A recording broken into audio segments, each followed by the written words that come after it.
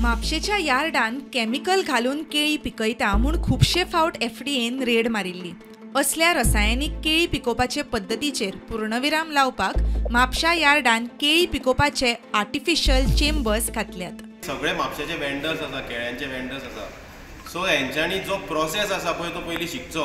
अशें न्हू की सरान सांगलां एका दिसान केळी पिकना ह्या हितून भितर इथिलीन गॅस पास करता आनी तितूनसून ती केळी पिकयता। इथिलीन गॅस म्हणजे तुमकां कितें, it is a natural plant growth hormone, ते फ्रुट्सांसून आपुणूच हें जाता। सो त्याच गॅसान तितलीच रिलीज करूनच ते पिकपाक जाय। आमचो एकूच मोटो सगळ्या गोंयच्या लोकांक आनी जे गोंयान टुरिस्ट येता तांकां हेल्दी होलसम फूड खावयचो।